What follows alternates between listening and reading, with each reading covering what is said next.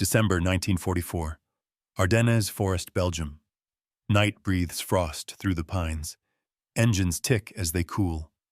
A German colonel studies a kink in the road, a rumor on a captured map, an American fuel dump that should have been ash. Flares pop. Canvas rips back. Stencils glare in the moonlight. U.S. gasoline. 50,000 gallons hope measured in drums and hoses. No speeches, no triumph, just gauges trembling off empty. For one hard, silent minute, he understands the battle is not guns versus guns, but pumps versus distance. And the enemy has built a river he can set on fire. They began certain. The winter counterstroke would split. The Allies seize bridges on the Meuse, shatter a coalition grown soft on abundance. Maps glowed with arrows like lances. Staff tables promised hours, fuel figures, bridgeheads. Surprise was the creed. Weather would blind the enemy's aircraft. Roads would carry panthers and half-tracks like a steel tide. The colonel briefed his battalion in clipped, disciplined sentences, no dramatics, only confidence made of rehearsals and checklists, march tables, bridge classifications, ammunition scales. Propaganda had done its work too. American luxury, American weakness, American armies that could be frightened if struck fast enough. They camouflaged by rote muffled chains, rationed headlights to thumb-sized slits. Fuel was sufficient for the opening. Quartermaster swore, and the plan made paper sense capture more as they advanced. Bridges would be taken intact by speed and nerve. The men believed because belief is lighter than extra jerry cans and orders are heavier than doubt. When engines turned, the columns rolled with the assurance of men who had won before Kampfgruppen, braid woven from veterans and youth expecting terrain to yield to will. In the colonel's breast pocket, a schedule, a prayer, and a pencil. None of them weighed anything. Until the road did. They had a litany learned by heart and passed down from briefing room to barracks stove. The American Army, they said, was a body built on soft comforts and brittle nerves, powerful only when skies were blue and airfields dry.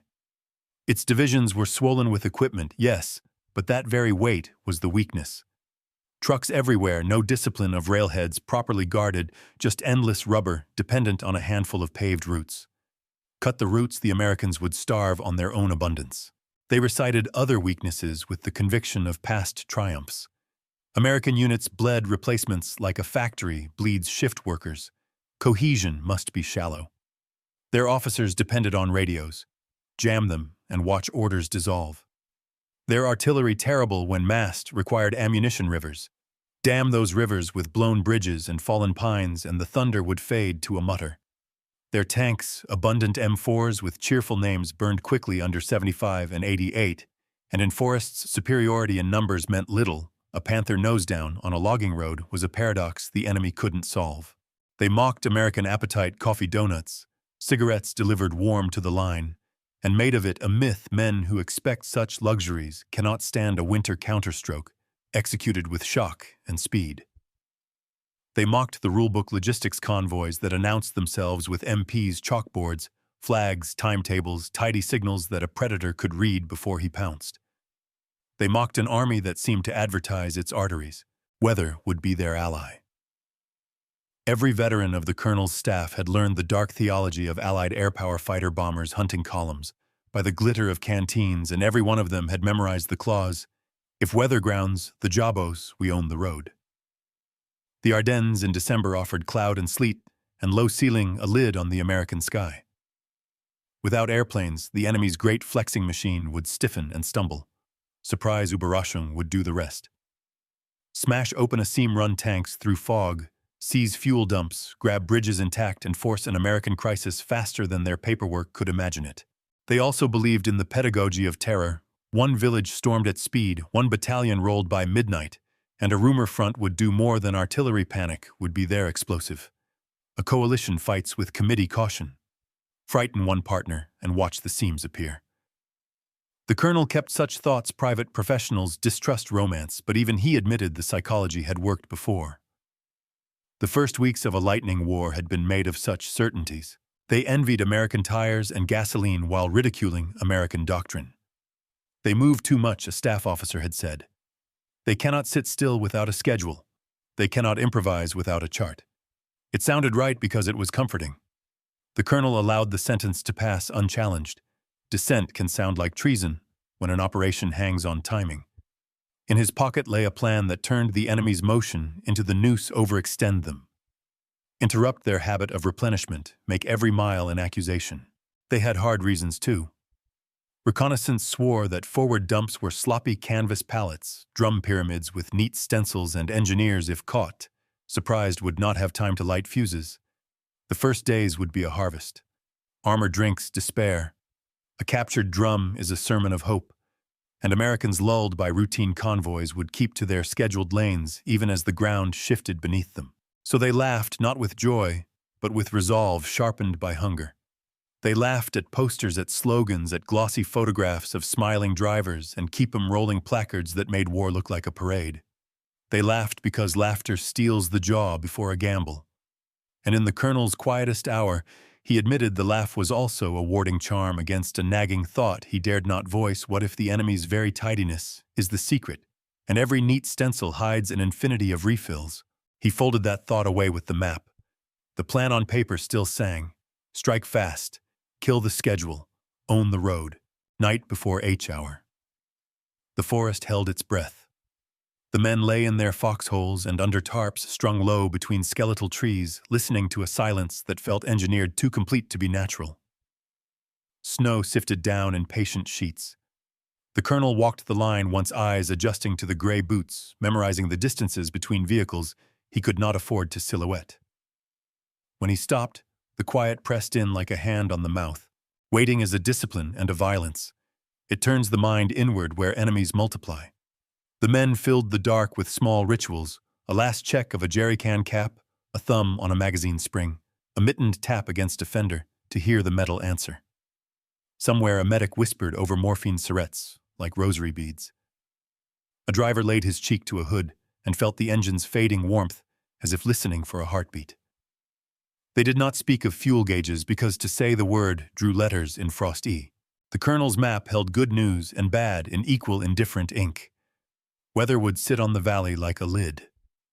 Surprise had been husbanded with nearly monastic strictness, radio's dark patrols clipped back, deception layered until even the truth looked like camouflage. And yet the silence felt reciprocal, as if the enemy were listening back. He remembered reports of American MPs who could make traffic flow like water by standing in the road, with two simple gestures. He remembered railheads he had never seen, cranes plucking pallets like seeds, clipboards that moved tonnage with a flick of a pencil. Somewhere beyond the tree line and the line of his plan, a vast machine waited without drama. A fox barks once. A flare climbs a low hill a kilometer away, hangs a white blossom, then dies. No answering fire. No curious patrol nosing toward the line. The men shift and settle. Time thickens and slows until minutes are viscous. In that suspension, the colonel feels the arithmetic gather. Bridges have to be taken whole, crossroads seized, fuel dumps captured before fuses kiss powder. Each task on his schedule is a hinge. Miss one and the door sticks. The silence makes the hinges creak in his head. He hears, or imagines he hears, a far mechanical thrum, the stacked hum of many engines idling, muffled by snow and distance. Not airplanes, trucks. The sound comes and goes like a remembered song. He has no proof. The staff would call it nerves. But the notion refuses to leave the enemy's quiet. Is not fear, it is rehearsal. Somewhere a traffic sergeant checks a wristwatch against a chalkboard. Somewhere 3 miles behind their forward foxholes, coffee steams in paper cups, while a convoy cinches its canvas and a driver bites an apple, because the next 6 hours belong to a timetable, not to luck. The men cling to certainties. First, rush at 05:30. Smoke if needed. Artillery will be short and violent. The weather will befriend. Bridges will surprise themselves into survival. Fuel will be found at the appointed places. The colonel repeats the points in a low voice to officers who already know them by heart, because words are also a kind of blanket.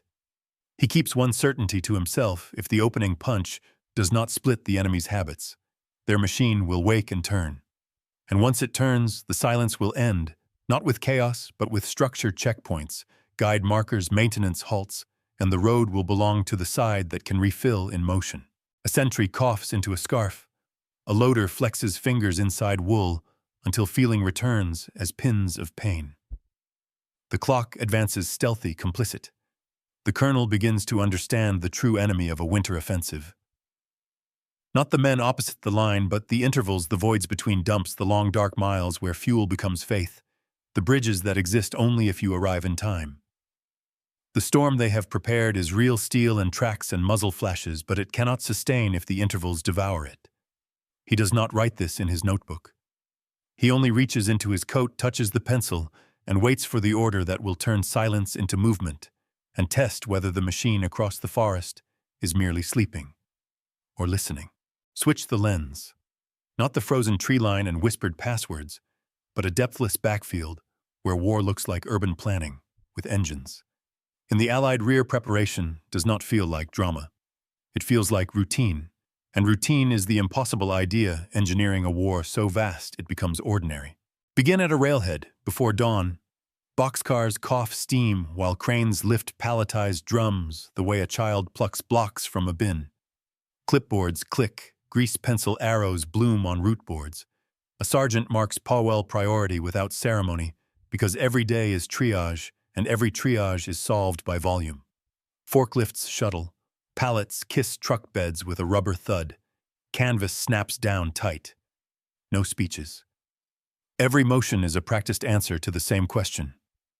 How soon can it move? Nearby a mess line hangs the smell of coffee and fried dough in the cold air. Drivers eat, walking helmets tucked under elbows, the choreography of a city shift change. The miracle is not velocity, it is predictability. Follow a convoy outward. MPs stand in the road like conductors, 2 gestures enough to make a mile-long column, breathe as one organism. Chalk numbers glow on windshields, load destination, turn time. Signs, artless, hand-painted, declare detours that feel permanent, as if the landscape itself has conceded. The map in the movement control tent is a circulatory diagram. Arteries, forward veins, back repair, companies parked like ambulances at the curb of a living highway. When a truck dies, another noses in. When a driver falters, a spare pair of hands takes the wheel and the line flexes without losing tempo.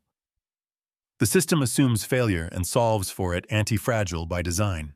At a depot, drums stand in ranks, stencil fonts as uniform as company drill. Hoses arc and sigh, meters chatter. A quartermaster captain reads a distribution schedule the way a banker reads a ledger, numbers that must clear overnight. He trusts what he cannot see at ocean tankers that disgorged last week, pipelines that pulse somewhere under French mud. A contract of schedules stretching from a refinery stateside to this rectangle of churned earth. The audacity is not in the hardware. It is in the presumption that tomorrow will be like today and planned for the day after. Maintenance is everywhere. A tire dump looks like a black amphitheater. A wrecker lifts a chassis by its wounded nose. An ordnance crew lays out parts on tarps as neat as surgical instruments. A corporal tracks mean time between failure on a chalked grid. He is not a statistician, but the grid makes him one. The line chiefs talk in verb swap, top, patch, roll. Keep 'em rolling is not a poster. It is a shop floor religion.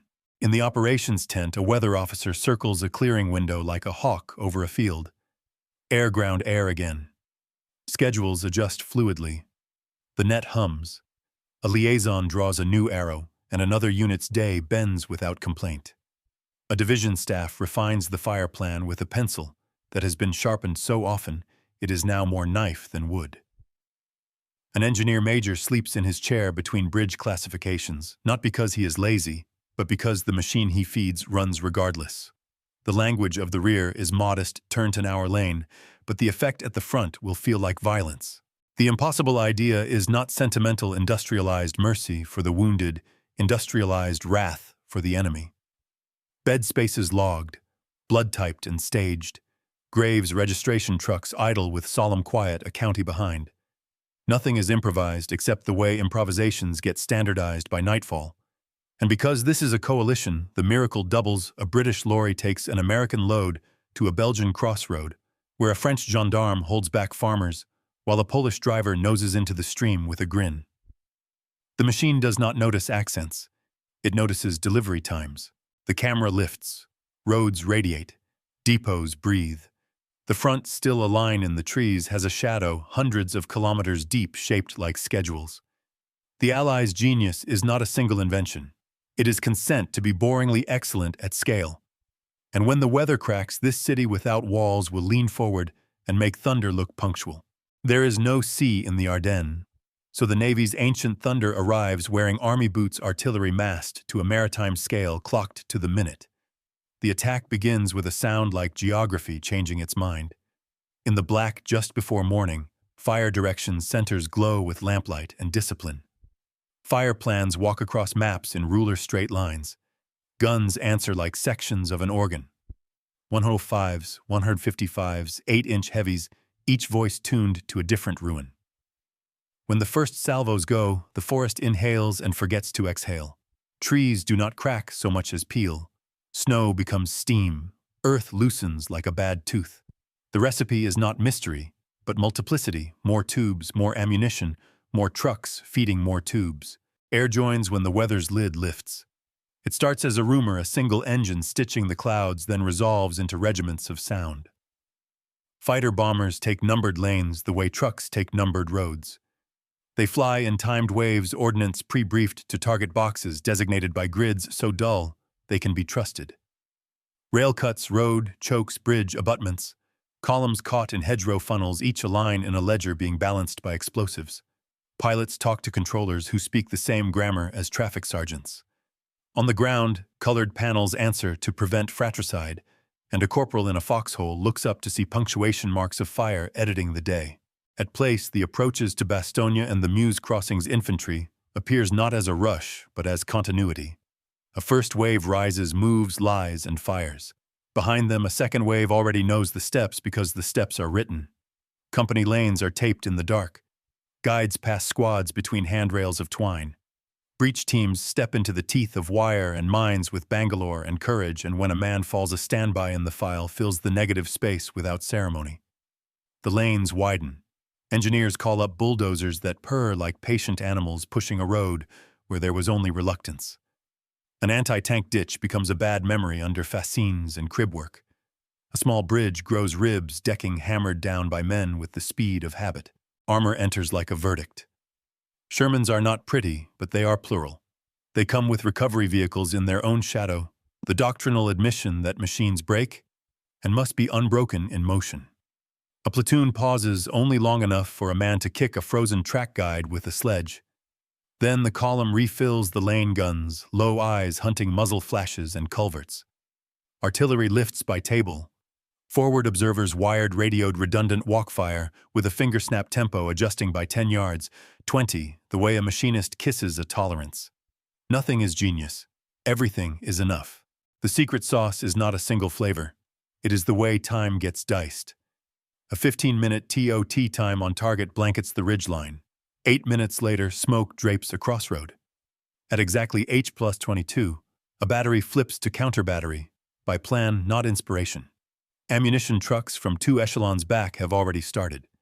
They will arrive when the hungry tubes expect them, not when someone remembers to ask. A maintenance contact team appears where a tank has blown a final drive because the route board predicted wear at that mileage. A signal company drops wire so quickly, the battalion net feels local even when it speaks across counties. Every problem looks pre-solved because the distribution is as rehearsed as the destruction. When the Luftwaffe shows, it arrives thin and late as if courage has kept the appointment, but fuel has not. Flak pops. A thunderbolt corkscrews down on a Stuka-like howl. A smoking shape heaves into the trees. The sky closes again, not with weather, but with Allied presence. On the ground, wounded move backward on sleds and jeeps whose routes are known to the inch. Fresh companies flow forward along green arrow lanes.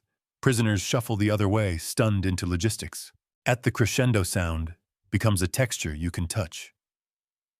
Guns' engines shouts the whine of winches, the metal prayer of tracks over Bailey, decking each part of an orchestra conducted by clocks. A captain checks his watch and smiles because the barrage lifted exactly when the leaflet said it would. The attack feels inevitable not because men are fearless, but because the system has placed one more hour of certainty atop the last. And somewhere in the tree line opposite, an enemy officer realizes that he is not being outthought or outbraved as much as he is being outscheduled, overrun by a tide measured in pallets firing tables and refills. December 19th, 1944. The hour the map called H+36, but the men called now. The first crack in the day isn't light. It's command net static. A battalion net that sounded robust at dawn turns papery by mid-morning, too many stations stepping on each other. A switchboard corporal somewhere with pencil shavings on his sleeve, trying to sort voices by desperation. Orders arrive clipped, repeat, requested, then not repeated because the voice has moved on to the next fire. The colonel does not shout. He writes fragments in his notebook, hold ridge. Fuel ration, 10 liters. Bridge, a grammar of erosion. On the left, a point company runs into an American roadblock that did not exist on yesterday's reconnaissance overlay, sandbags squared like a mason's pride. Wire strung with an engineer's malice. A pair of Shermans idling behind felled trees with the patience of farm animals. The first half-track noses forward, spits, reverses half a meter, and stays grotesquely still, as if listening for permission to die. Riflemen go to earth among stumps that splinter like cheap broom handles under .50 caliber. The company commander asks artillery for smoke and gets doctrine. Instead, grid requests must be precise. He reads the rule through a mouthful of snow and rage. To the right, a road marked all weather on the operations map proves to be a parish lane with pretensions.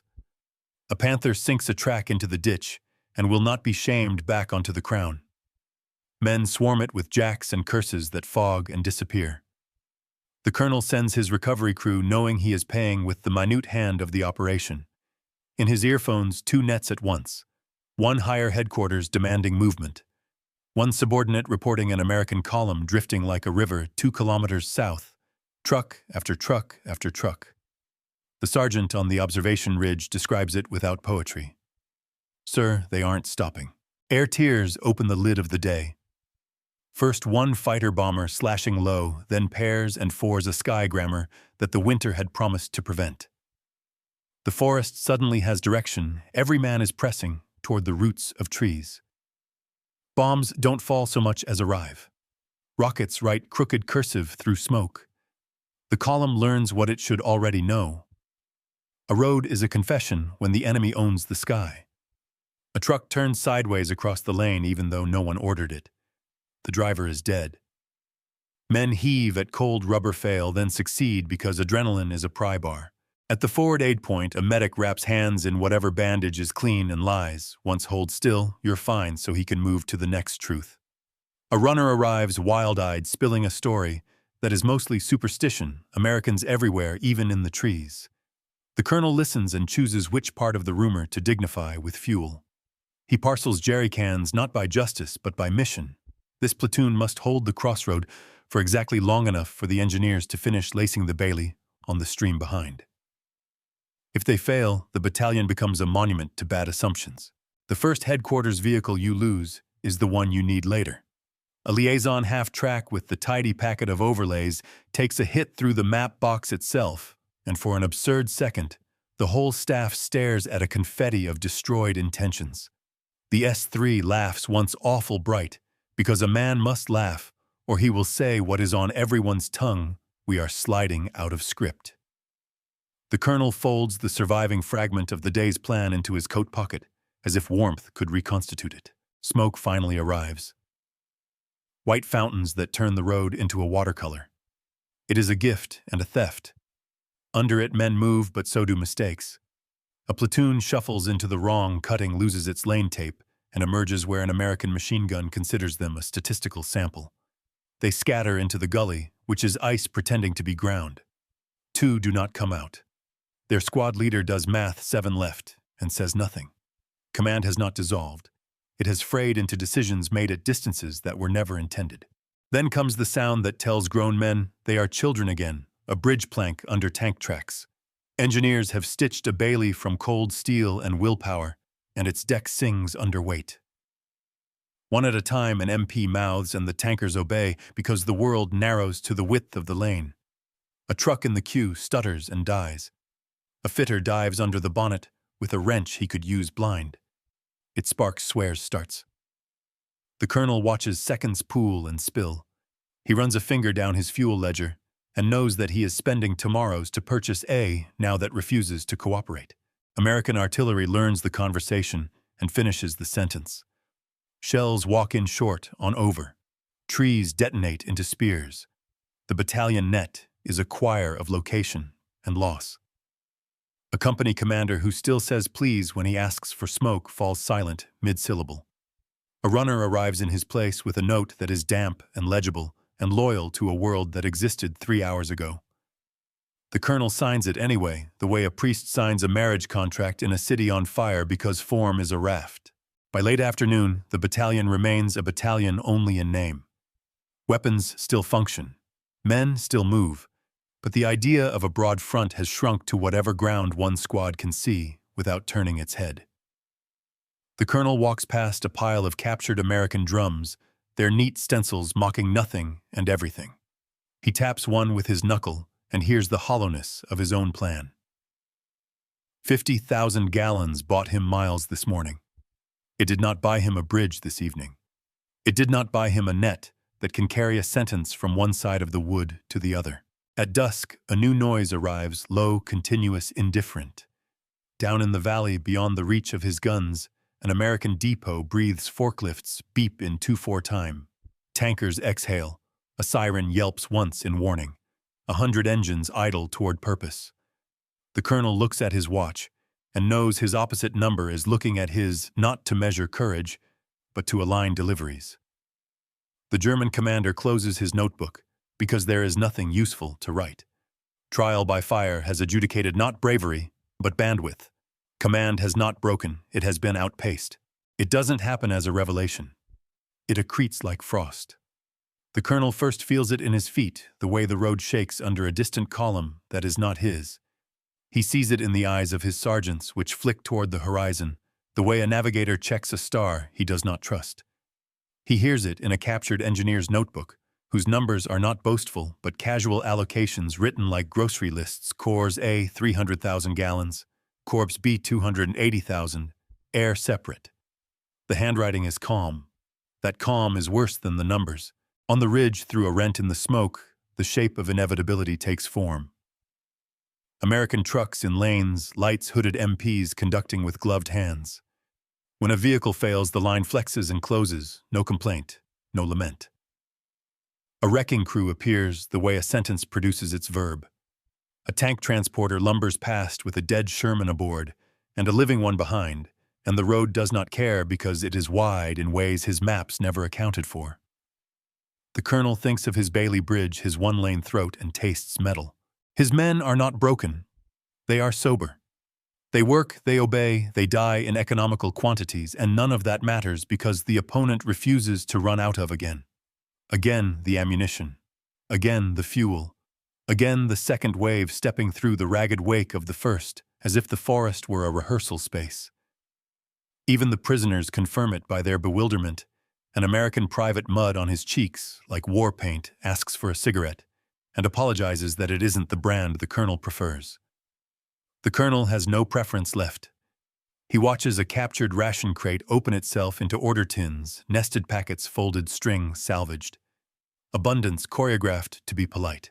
At noon, a rumor of counterattack moves up the line and dies against a fact: there is fuel enough to attempt. There is not fuel enough to exploit. The colonel writes the sentence in his notebook because truth needs witnesses. He thinks of campaigns taught as arrows and realizes the real diagrams should be hourglasses choked by depots widened by deliveries. His own hourglass has run to its pinch. The day gives him one mercy cloud returns, and with it a lull in air attack. He uses it to move his reserve a kilometer, then spends the last clean lines on his map. To route a withdrawal, he will call a pivot in his report. Words matter less now than passages, those short corridors of road and time in which units can become ideas again instead of fragments. He finds one such corridor and sends a company through it with all the fuel he can shake from reluctant tanks. They pass nodding to him, like men leaving a chapel after confession. He does not tell them the truth that they are an offering to tempo itself, a way to buy 3 staff hours in the afternoon. Dusk falls. The American depot in the valley brightens as if mocking astronomy. The colonel watches from shadow. He expects bustle and instead sees composure. A clerk leans on a crate and writes in a ledger. A cook's ladle flashes. A driver checks a tire pressure with a small ritual thump.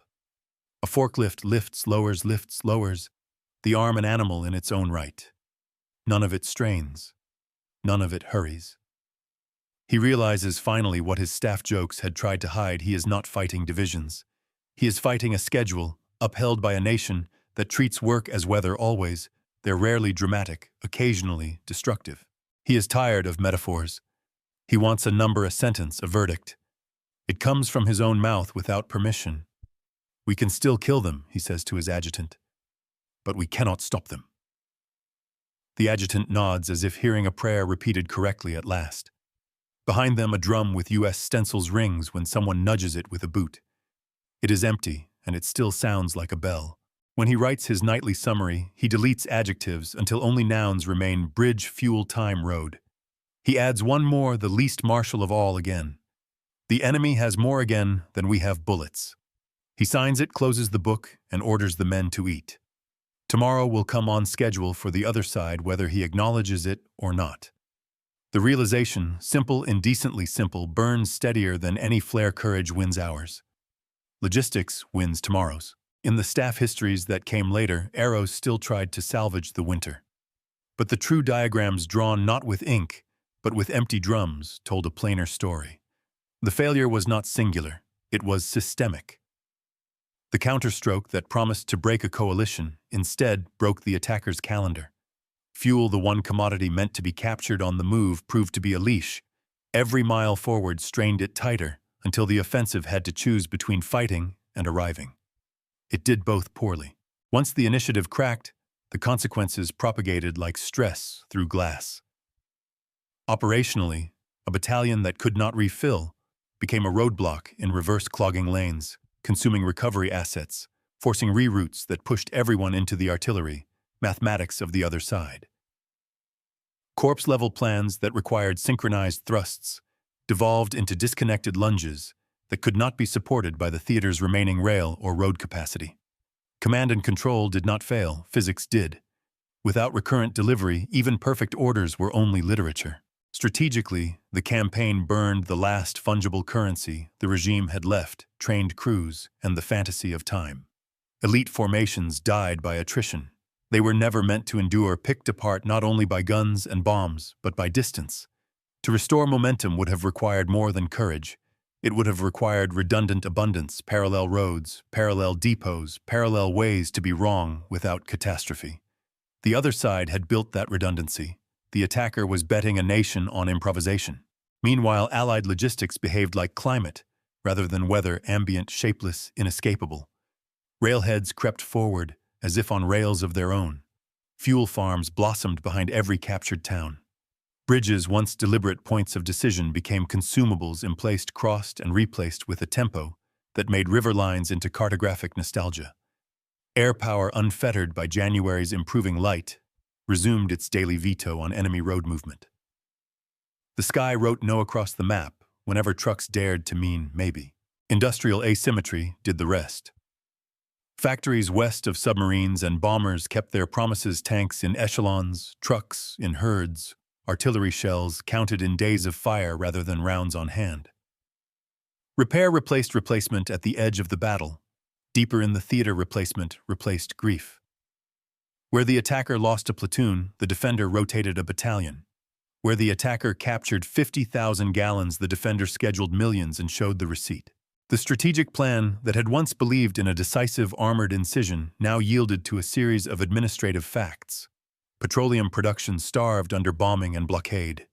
Synthetic plants gave up like mines flooded on purpose. Rail networks could be mended but not restored to enough, and the last reserves of trained drivers and mechanics were now statistics that predicted nothing except the month of collapse. The winter offensive, meant to dislocate the Allied timetable, instead authenticated it. January refined. February accelerated. March crossed the Rhine on bridges thrown like sentences across a page. The enemy's center of gravity had been misidentified. It was not a city or an army. It was a schedule protected by an ocean, and delivered by a civilization that liked keeping appointments. In that sense, the defeat was instructional. It taught the men who survived that bravery buys hours, and hours are precious, but nations win by tomorrows. And tomorrows, like fuel, must be manufactured, stored, protected, and delivered. When the columns finally reversed, when maps that once advanced now retreated in the logbooks, the truth appeared without rhetoric. No further operations until resupply. Resupply never came. He did not write a memoir. He wrote reports, gray, tidy, unfurious. But after the war, over a table where the coffee had gone cold, the colonel was asked for a plain answer to a plain question. What beat you? He considered the gallantry of his men. He dismissed it as a constant. He considered the enemy's gunnery, their aircraft, their tanks. He respected them all and still shook his head. He tapped 2 fingers on the wood as if testing for rot and said quietly, "We could still kill them. We could not stop them." He elaborated in a soldier's prose. The enemy could be surprised. He could not be exhausted. Destroy a bridge and a new one appeared with a metal voice under tank tracks by morning. Burn a dump and the column that needed it did not starve. It diverted and arrived late, and late was still soon enough. Batter a battalion and find another in the lane behind it with the same chalk numbers on its windshields and the same polite appetite. We were fighting a schedule, he said at last, and the room full of men who had once worshipped timetables of their own understood the blasphemy turned truth. He kept the little notebook from that winter.